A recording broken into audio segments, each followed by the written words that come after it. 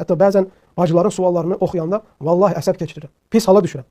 Kasıb bacıların kasıblığından istifadə eləyib, alıb, gizlin orada burada saxlayıb və yaxud da biraz imkan olan bacıların əlində olan şeylərə tamahkarlıq göstərərək alıb, istifadə eləyib, sonra arsızca, qeyri-insani bir sifətdə bacıları atıb yolun ortasında qoyurlar.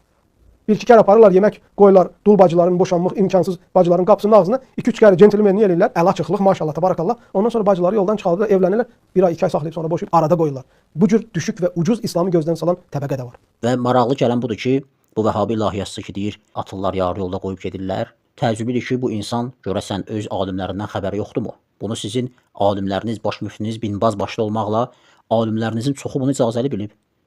Hətta cümhur alimlər bunu icazəli biliblər. binbaz.org.sa saytına müraciət edirik. Hukmuz zəvaci bi niyyəti talaq. Talaq niyyəti ilə izdivacın, evlənməyin hökmü. Yəni bir tərəf evlənir, bir nəfər.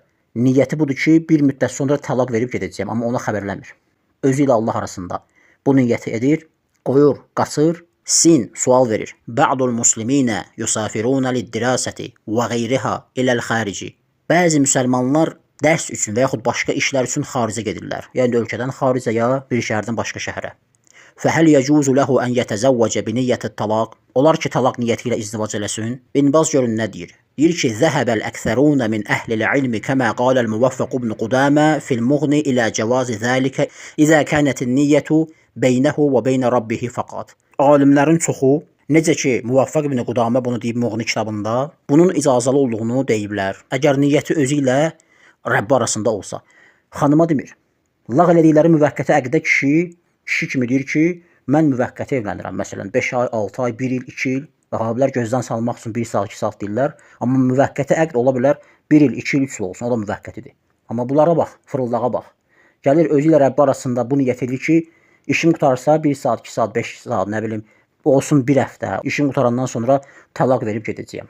Bizdə talaqda şahid lazımdır, adil şahid lazımdır.